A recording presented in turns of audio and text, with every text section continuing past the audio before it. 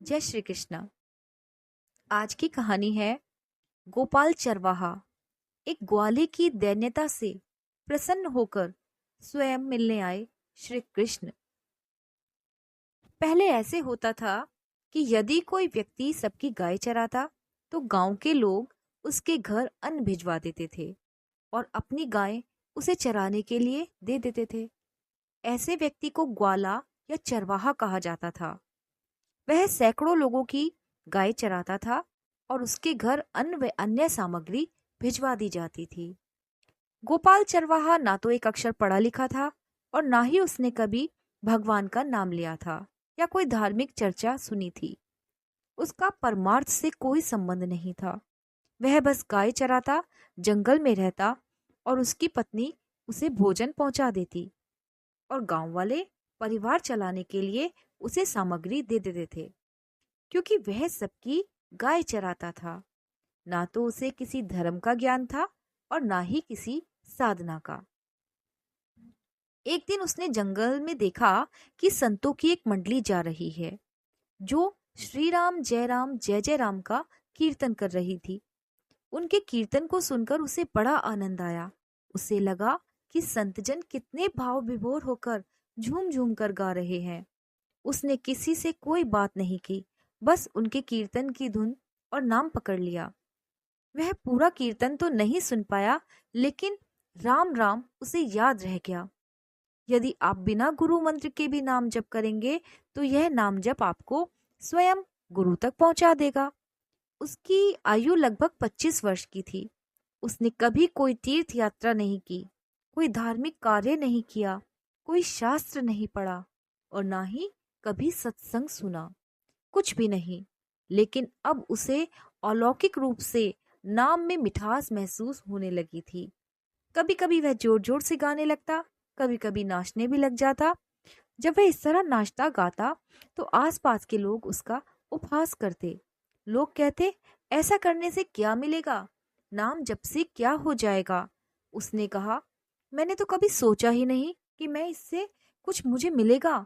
मैं तो बस ऐसे ही गा रहा हूँ, लेकिन आप लोग मेरा उपहास कर रहे हैं। क्या इस तरह गाना गलत है?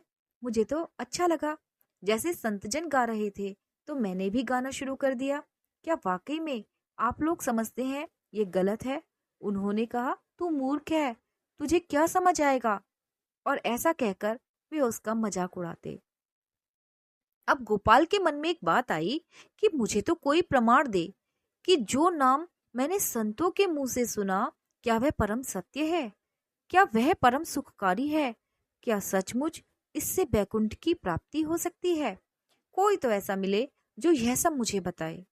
जब किसी के हृदय में ऐसी सच्ची आकांक्षा उत्पन्न होती है ना, तो प्रभु स्वयं उसका मार्ग प्रशस्त कर देते हैं।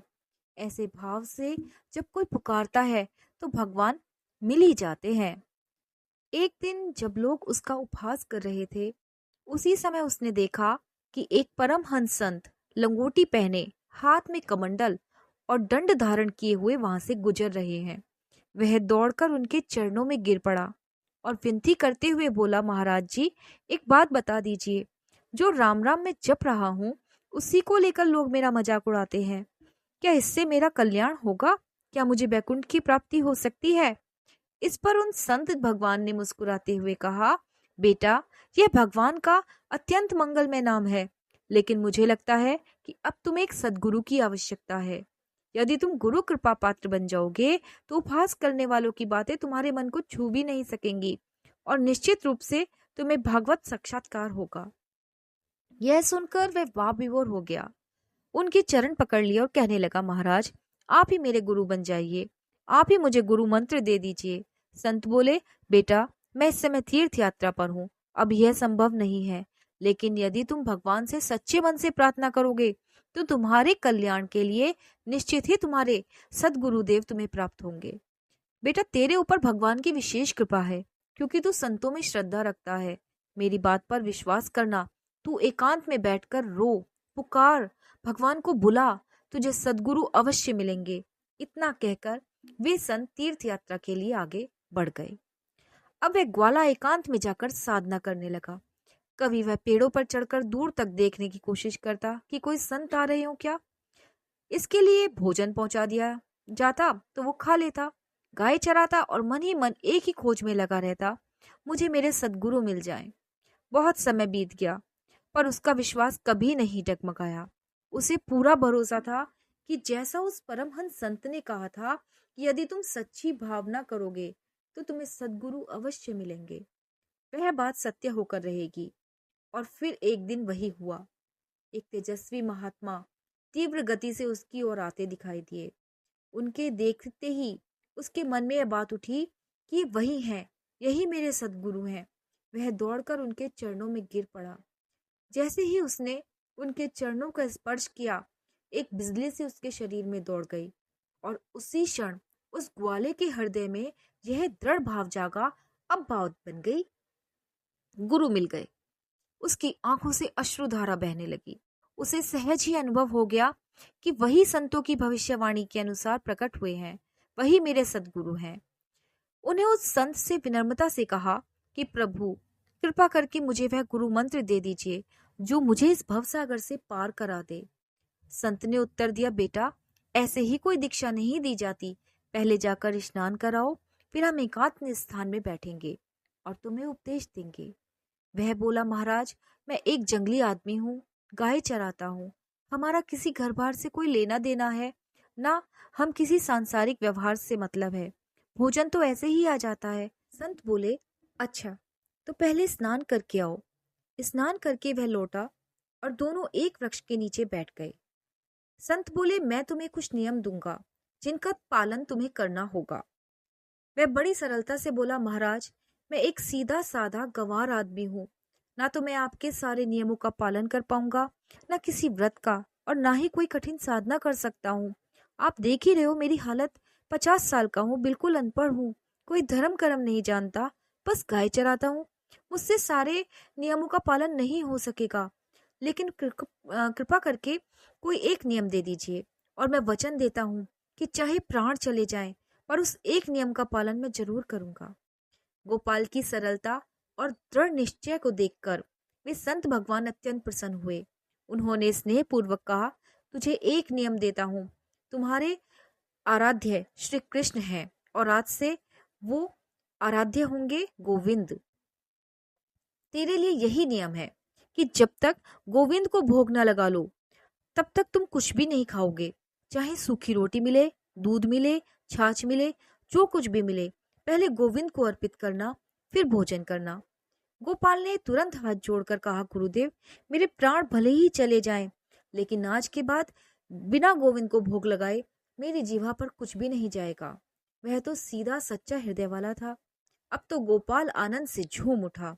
उसे गुरुदेव मिल गए, गुरु मंत्र मिल गया और इष्टदेव गोविंद भी मिल गए। इसके बाद गोपाल के घर से भोजन आया। अब भोजन में केवल चटनी और रोटी थी। वह एकांत में एक वृक्ष के नीचे बैठ गया और प्रेम पूर्वक बोला, आओ गोविंद, भोग पाओ। अब गोपाल चरवाहा मन ही मन विचार करने लगा, श्री कृष्ण तो आ ही नहीं रहे। गुरुदेव ने कहा है कि बिना भोग लगाए कुछ खाना नहीं है। वह पूरे दिन भगवान की प्रतीक्षा करता रहा। वह सोचता रहा, गुरु जी ने तो कहा था कि भगवान घट घट में विराजमान है, तो वे कहीं से भी प्रकट हो सकते हैं।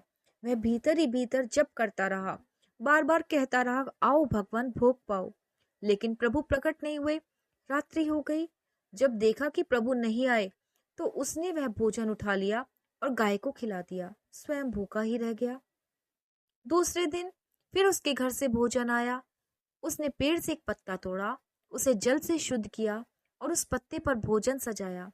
फिर वह भाव भरे स्वर में भगवान को पुकारने लगा, आओ प्रभु, गुरुदेव ने आज्ञा दी है कि बिना आपको भोग लगाए मैं कुछ भी ग्रहण नहीं कर सकता।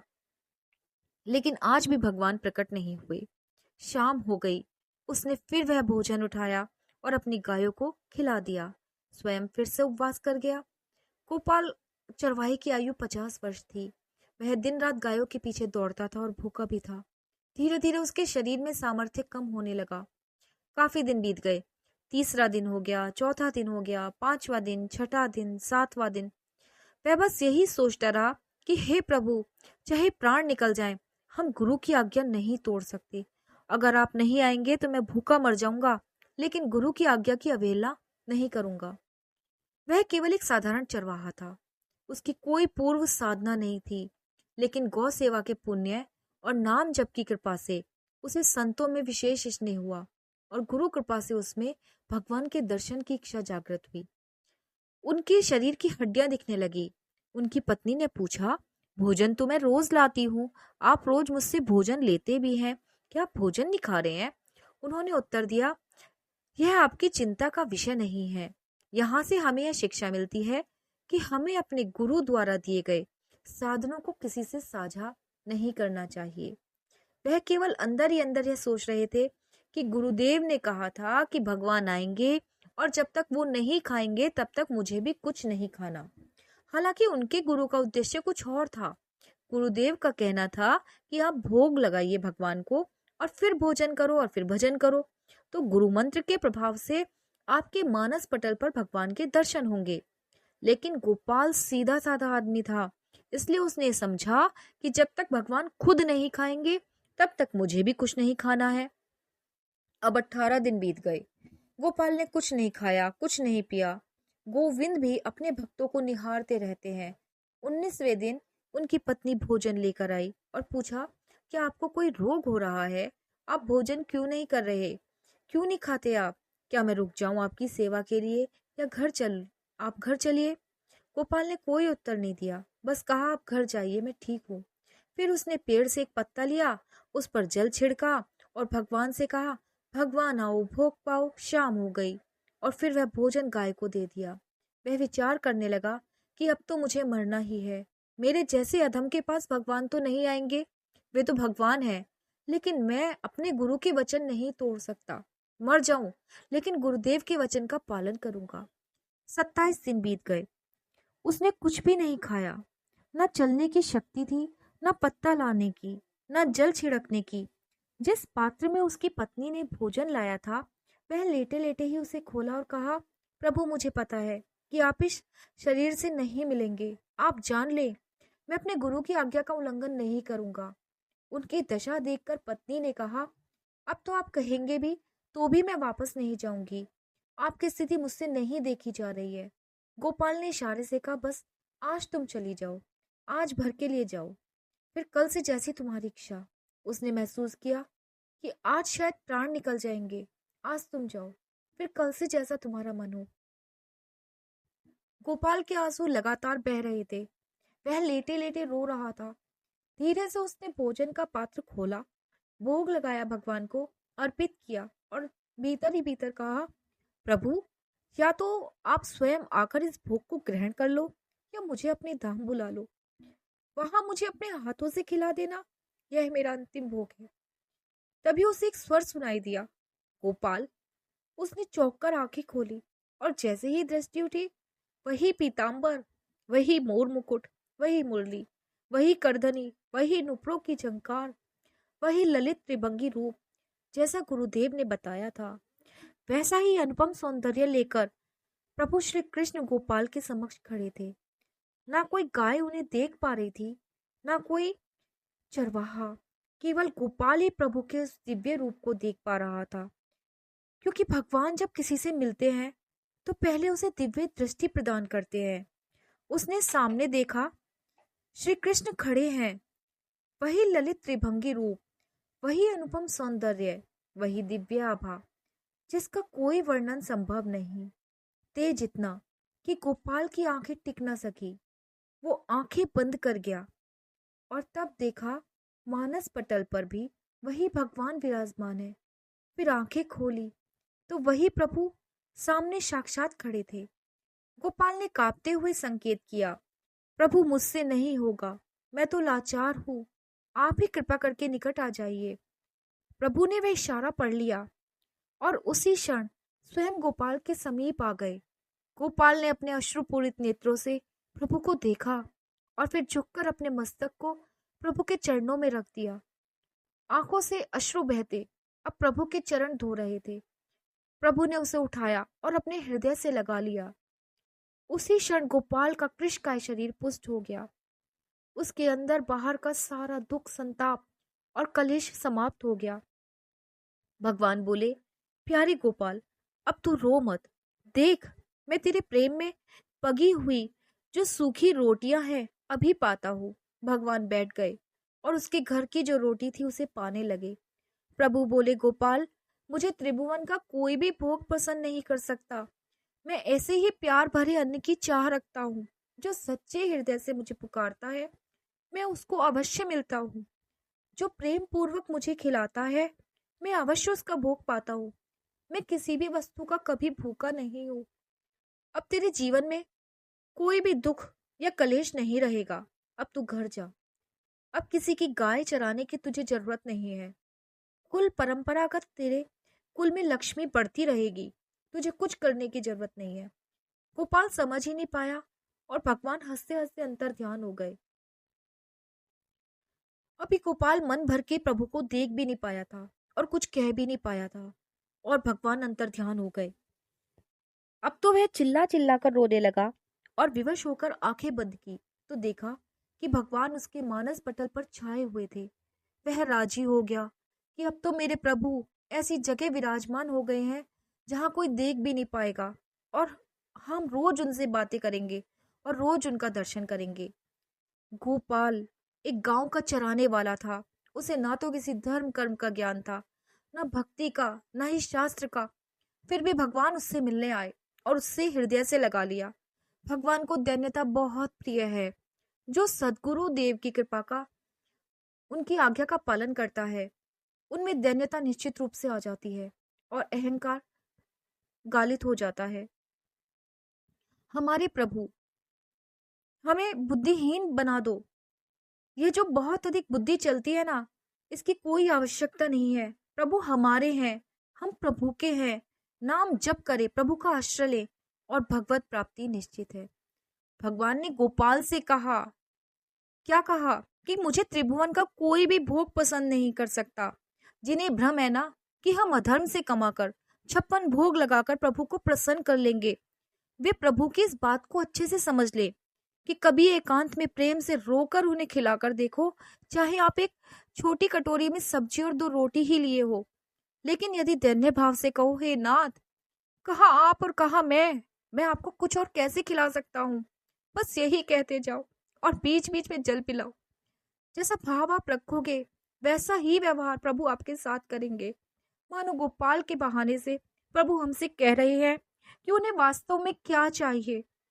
हम तत्कालिक वर्तमान दुख को तो मिटा सकते हैं, लेकिन संपूर्ण दुखों का नाश केवल हमारे नाम जप से ही संभव है। देखो, गोपाल ने जब संतों की वाणी को सुना और राम राम का जप शुरू किया तो उसे गुरु मिले, और जब उसने गुरु की आज्ञा का पालन किया तो उसे भगवान की प्राप्ति हो गई।